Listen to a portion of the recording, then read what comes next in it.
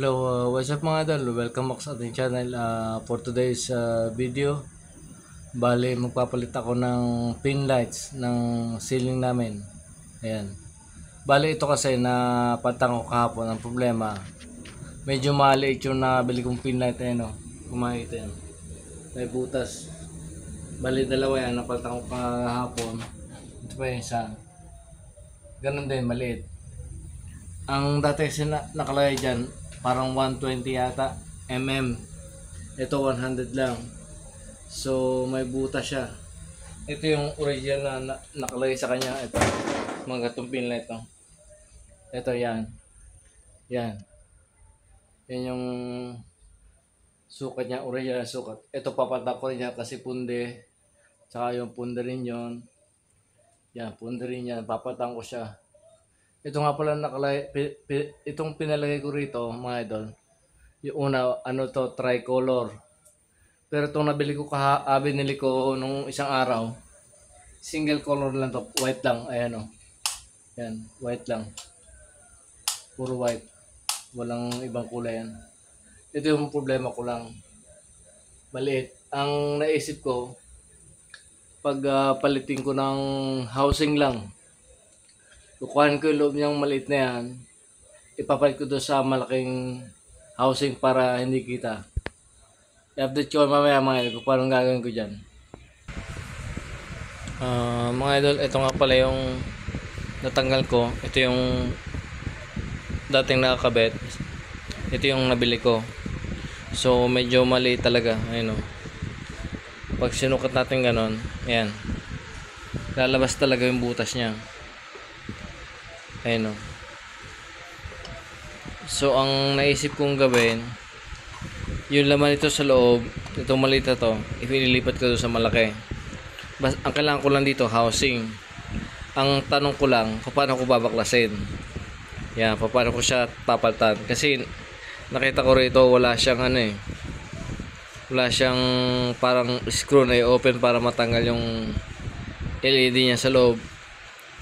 Ito, tingin ko baka yung itong plastic na to natatanggal, pero kailangan mo ng manipis na bagay, parang susungkitin mo siya para mabukas mo, para ma-access mo yung LED niya sa loob. Tingnan natin kung gano'n yata mga idol. Ayun mga idol, natanggal ko na yung isa. So bali ang gagawin ko, susungkitin ko lang to dito ng kutsilyo. Ito plastic lang to, hindi naman bubog dito susungitin natin. Tapos siguro nasa loob niya yung screw. Ipakita sa inyo mamaya. Tatanggalin ko lang itong plastic gamit itong kutsilyo na to. Kailangan manipis kasi halos wala siyang awang no? Ito na mga idol, natanggal ko na yung plastic niya. Para yung cover niya, ito yung naka lang, para palang may siya yung kanal na yan, dyan nakasuot siya. Pero madali lang tanggalin. Sinungkit ko lang siya ng kutsilyo. Ito yung gilid niya para matanggal. Sa loob niya, ito yung LED niya. Siguro tanggalin natin yung mga screw para bumitaw itong pinakang naglalak sa kanya. Kasi dito walang access ayun o. Wala access. So ito yung access niya. Yung tatlong screw na yan. Yan. Pakita sa inyo mamaya mga idol kung yun yung access niya. Ayun mga idol, natanggal ko na yung screw niya. Ito. So tama ako kasi ayun o, naiwan na yung lock niya. Yung naglalak sa kisame, diba? Ito mga idol, nakita ko iba talaga yung LED pattern niya. Ito, kasi ito konti lang. Ito bili ko bago, konti lang. Ito kasi all white lang. Doon sa isa, mas maraming LED. Ayan o. Ito kasi ay tricolor. Ito naman ay single color lang. Ang ano ko dito, ito kukuhanin ko yung bago, tapos tatanggalin ko to. Ang ipapalit ko rito yung LED nito, ililipat ko rito. Sana magkasya yung screw niya. Ito mga idol yung medyo pinoproblema ko. Kung eksakto yung butas nito doon sa butas niya para ma-screw ko ulit. Ayan. Tingin ko okay naman. Tingin ko kasya naman eh. Ayan. Kailangan talaga medyo adjust ng konti. Pero tingin ko kasya. Ito na mga idol, napagpalit ko na. So okay naman siya. Ayun, nakakabit na siya. Okay naman yung butas siya. Medyo inano ko lang ng konti. Adjust ng konti para mag-eksakto. Pero ngayon okay na yan. Okay na to. Tingnan na natin mamaya kung okay bang ilaw niya. Ito yung cover niya. Ilalagay lang natin to pag ganito, pag ganyan yan. Tapos ipipress lang ng konti para pumasok sa butas. Yan. Hindi ako mapag-video ng kuwan kasi wala akong taghahawak ng camera eh.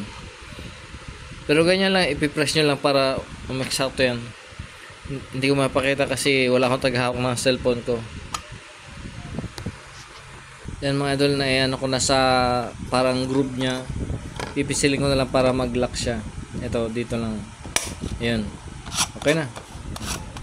Umiikot talaga siya kasi medyo maluwag siya sa kanal niya. Ayan. Pero ngayon okay na. Hindi mahulog yan. Ayan. Kahit itakta ko yan, hindi mahulog. So, ang ano na natin kung iilaw siya mga idol. So, ayan mga idol, bali na ikabit ko na. Ayan. Ito yung input niya. Tingnan natin kung gagana siya. Teka, switch ko lang. Sana gumana. Ito yung switch niya. Ito.